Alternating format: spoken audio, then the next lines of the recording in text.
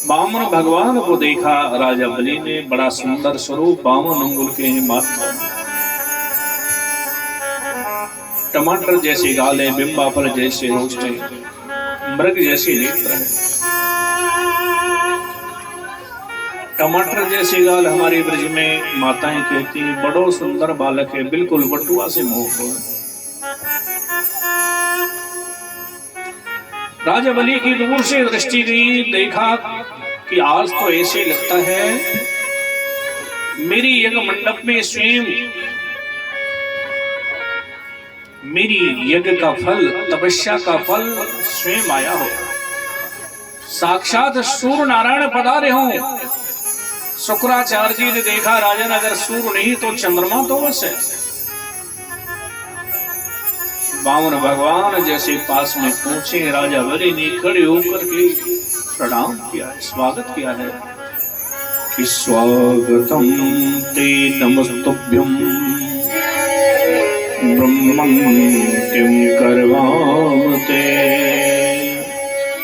ब्रह्मर्षीणां तपा साक्षात् मन्ये द्वारवपुर्धरम्। हे ब्राह्मण देवता, मैं तुम्हारा स्वागत करता हूँ।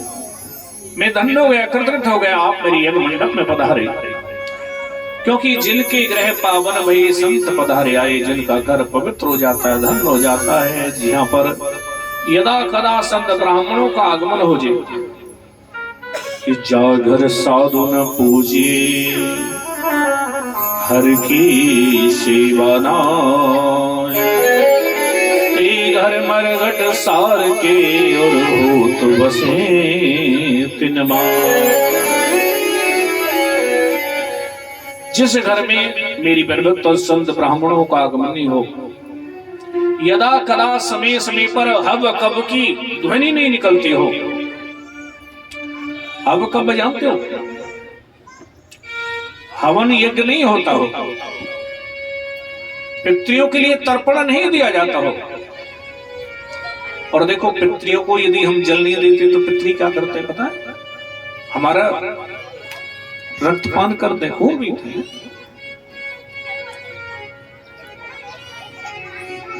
हव कब नहीं होता हो, संत ब्राह्मण का आगमन नहीं हो, वो घर तो फिर मेरी बरभक्त तो शमशान के समान है। और शमशान में कौन रहते जानते हो? क्योंकि शमशान में तो फिर मेरी बरभक्त तो भूत प्रेत रहते हैं। उस घर में रहने वाले तो भूत प्रेतों के भांति हैं। कि जागर गुरु की भक्ति ने, जागर गुरु की भक्ति ने और संत ने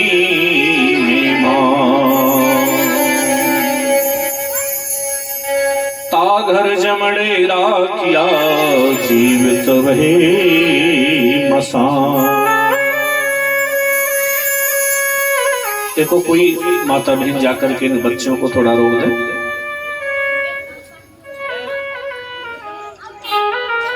तो राजा बलि धन्य हो गए, कृतज्ञ हो गए, मेरी अहोभाग मेरे यज्ञ मंडप में पधारी कि मेरा यज्ञ सफल हो गया, मैं धन्य हो गया। महाराज, मैं आपको क्या दे दूं? बामन भगवान विचार करें कि किसी से कुछ लेना है तो दिखाना तो पड़ेगा। कि राजन, तुम दान की बात कर रहे हो, तुम्हारे तो इस वंश में, इस परिवार में पहले से बड़े बड़े दानी हैं। तुम्हारी परवावा हिरण्यकश्यप महादानी है, तुम्हारे दादा श्री प्रहलाद जी बड़े दानी, तुम्हारे पिता देरोचन ब्राह्मण भक्त बड़े दानी। तुम दान की बात करते, कोई बड़े बात नहीं। राजा बलि मुखमाई देख रही, छोटा सा बच्चा, छोटे से बटक ब्रह्मचारी मेरे पूरे वंश के बारे में जानता है। लेकिन वामन भगवान कहते हैं, राजन, हमने तो जीवन में कभी किसी से कुछ लिया ही नहीं। और देखो, ब्राह्मण संत तो कोई लेने नहीं आते, देने भी आते हैं जी। नहीं, राजा बलि कहते हैं, देखो महाराज, आपको लेना तो पड़ेगा। बामन भगवान ने कहा कि राजन तुम ज्यादा आग्रह करते हो ना, तो देखो कि तस्मात् त्वत्तो महिमी सद ब्रडेहं वरदस्वा पदानि त्रीणि दैत्येन्द्र संमितानि पदा मम। तुम ज्यादा आग्रह करते हो तो 3 पग भूमि लेंगे, वो भी अपने पैर से, तुम्हारे से नहीं। राजा बलि हंसने लगा, लो कर लो बात, छोटे से तहे बोने से। अरे मेरे पैर से लेते उससे भी कुछ चल जाता। हम जैसे भूमिपति के पास में आकर के, त्रिलोकीपति के पास में आकर के 3 पग भूमि, वो भी छोटे से बोने से, जैसे छोटे वैसी छोटी बात कर दी, मांगने में नहीं आता। कि अग्रिम बुद्धि बाणिया, कि अग्रिम बुद्धि बाणिया और मध्यम बुद्धि जा,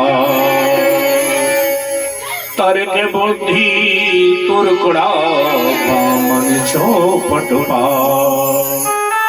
अरे महाराज आप तो रहे बामन की बामनी, भगवान मुस्कुरा रहे, बड़े त्रिलोकीनाथ बनते हो, 3 पग तो पूरे कर देना।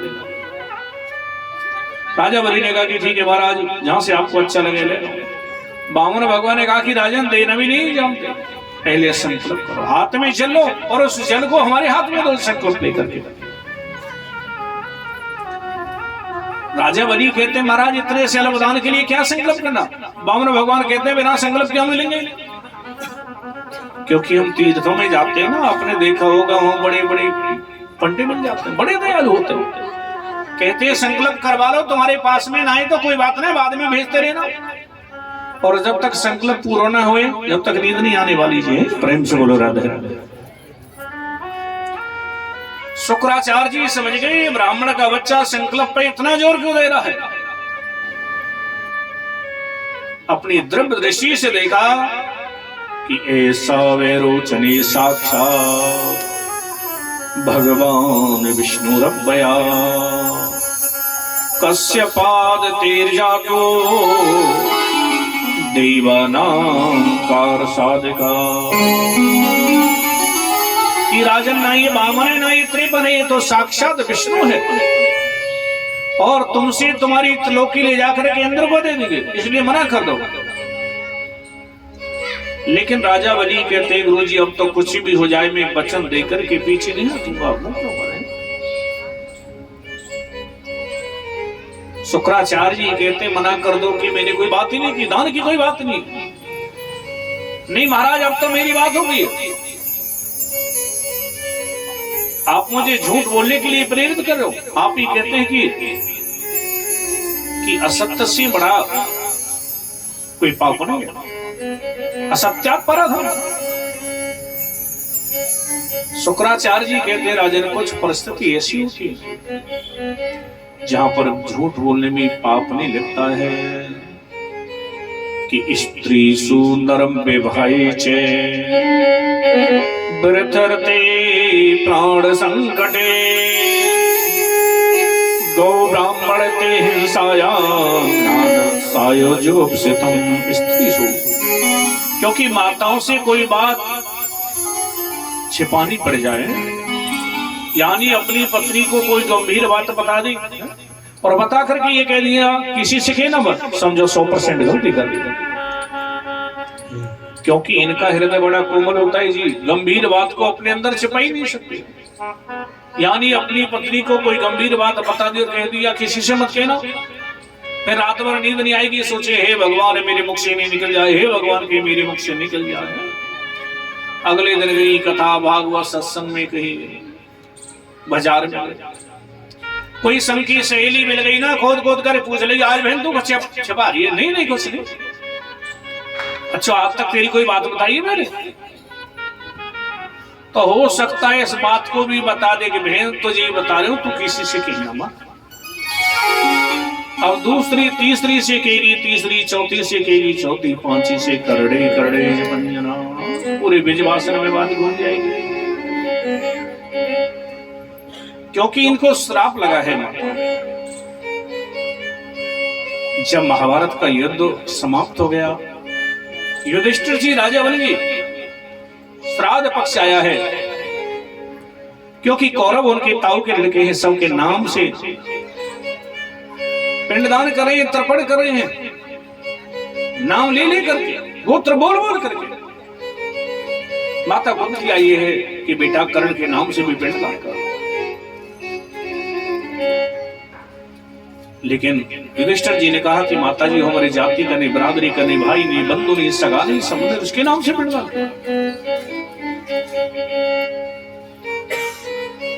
माता कुंती के नेत्रों में अश्रु आ गए कि बेटा वो तुम्हारा बड़ा भाई था और मुझसे कुंवारी अवस्था में होने के कारण मेरे समाज के डर से अपनी ममता का गला घोट करके लता पता में लिपेट करके यमुना जी में बहा दिया, धीरतनाम सूत हो गया।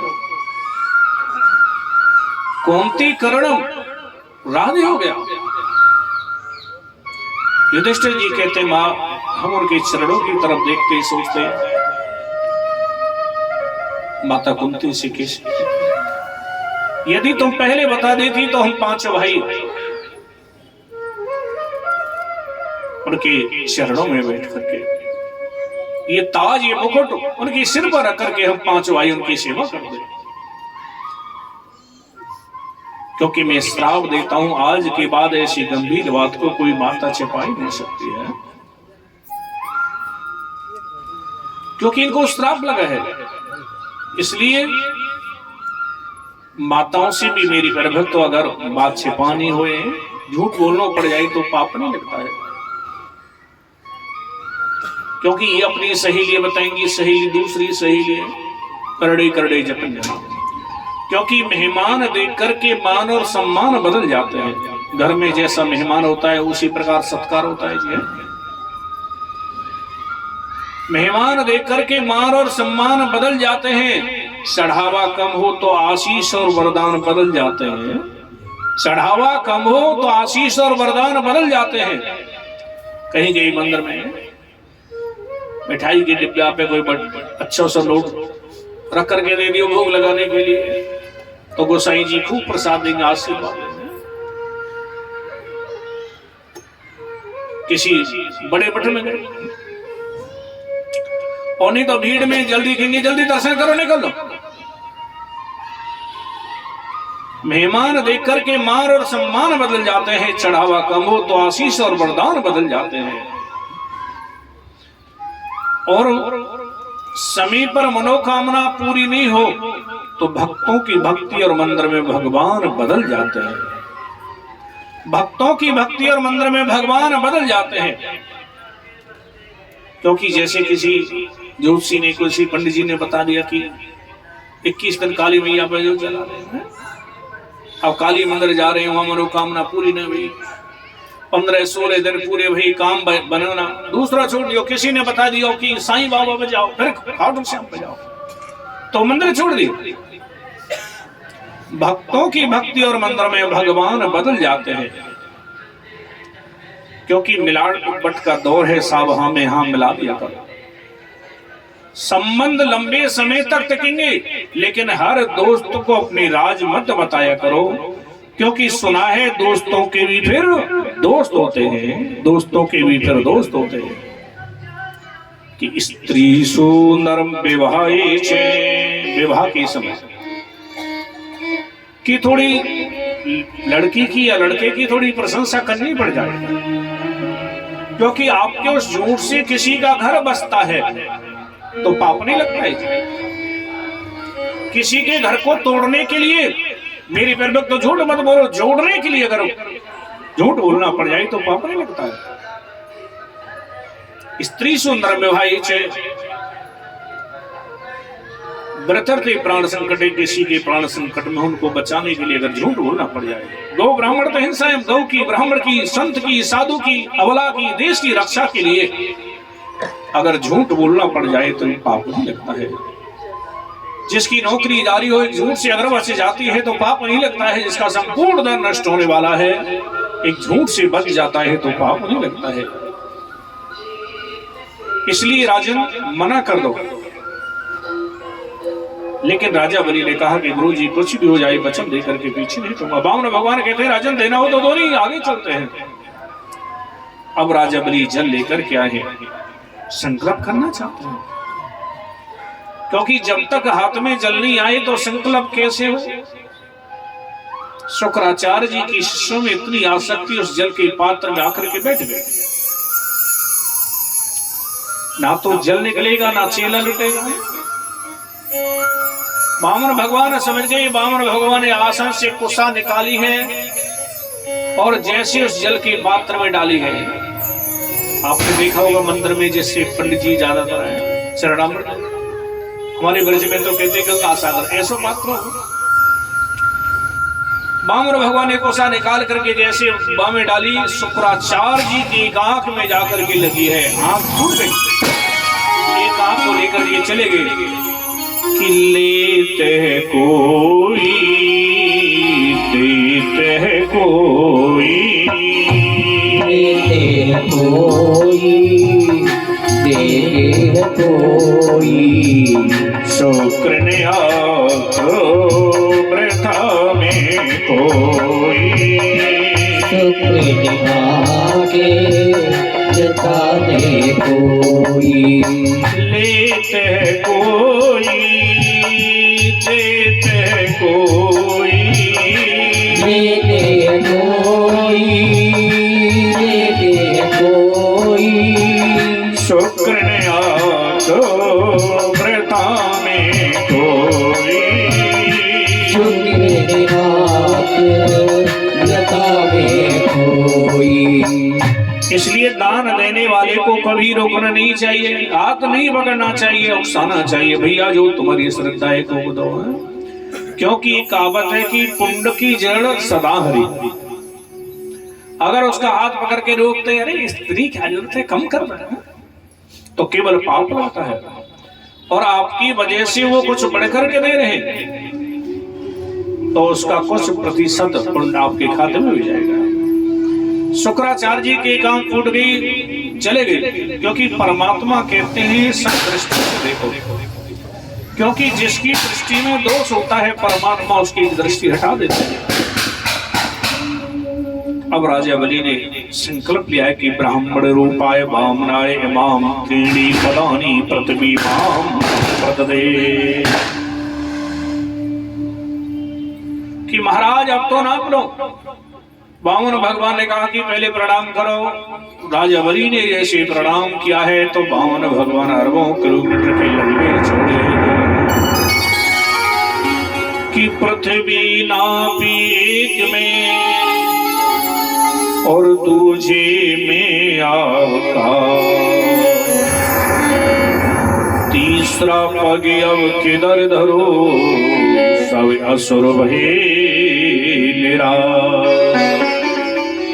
एक पग में पृथ्वी को नाप लिया, दूसरा पग जैसे बढ़ाया है जी ब्रह्मलोक में पहुंचाया। ब्रह्मा जी ने शरण धोकर के कमंडल में रख लिया, उसी से गंगा जी गति हुई है, क्योंकि समझदार वही है जो बहती हुई गंगा में हाथ धो। फिर पग को बढ़ाया है दो लोग, दूसरे पग में मेरी प्रभु तो पूरी त्रिलोकी को नाप लिया। जामन जी ने परिक्रमा भी की है, प्रदक्षिणा की है। जब दो पग में पूरी त्रिलोकी को नाप लिया, गरुड़ जी को आदेश दिया है राजा बलि को बांध करके पटक दो, क्योंकि जिसका संकल्प पूर्ण नहीं होता है नरक का अधिकारी होता है, नरक में जाना पड़ेगा। बड़े त्रिलोकीनाथ बनते थे कि बताओ मैं तीसरा पैर अब किधर धरूं। राजा बलि कहते हैं प्रभु एक प्रश्न आपसे पूछना चाहता हूं, आप ये बताएं कि धन बड़ा होता है धन का मालिक। राजा बलि ने कहा कि जो धन का, राजा बलि पूछते हैं कि धन बड़ा होता है धन का मालिक। वामन भगवान ने कहा कि राजन जो धन का मालिक है ना, धन से 100 गुना बड़ा होता है। राजा बलि ने कहा कि प्रभु आपने मेरी इस वैभव को तो ना पाए, मैं तो आपके सामने पड़ा हूं, क्योंकि ये तीसरा पैर मेरी सर पे रख लो, क्योंकि मेरी सर पे रख लो। वामन अपने दोनों हाथ और देना हो तो दीजिए जन्म जन्म का। बोली वामन भगवान की जय। अब तो जैसी ही वामन भगवान ने राजा बलि की मस्तक पर अपना चरण रखा, मेरी प्रभु के नेत्रों से सुधार बहने लगी। वारे राजा बलि, मैं तो तुमको ठगने के लिए आया, लेकिन तुमने तो मुझे ठग लिया। जिस चरण के लिए देवता तरसते हैं, शंकर जी ब्रह्मा जी तरसते हैं, जिन चरणों की सेवा में मां लक्ष्मी दिन रात अहर्निश लगी रहती है, आज राजा बलि की जैसे मस्तक पर रखे सब बंधनों से मुक्त कर दिया। प्रहलाद जी आए हैं, परिक्रमा लगाई है कि मेरे पौत्र के ऊपर आपने बड़ी कृपा की है। राजा बलि की पत्नियां ही परिक्रमा की है, प्रदक्षिणा की है कि प्रभु आपने बड़ी कृपा की है, क्योंकि हम तो आपके बनाए हुए छोटे से सेवक हैं। हमारी ये भूल है, अपने आप को हम मालिक समझ बैठते हैं, क्योंकि मालिक तो प्रभु आप ही हो। भगवान विचार करने लगे, क्या इस परिवार में, इस वंश में पहले से बड़े बड़े ज्ञानी हैं। राजा बलि से कहते हैं, राजन मैं तुमको अपनी तरफ से सुतर लोक का राज देता हूं, और तुम्हारे मन में कोई आकांक्षा हो तो मांग सकते हो। राजा बलि कहते हैं, प्रभु इस त्रिलोकी को ले जाकर केंद्र को दे दो, मुझे कोई आपत्ति विपत्ति प्रवृत्ति नहीं है।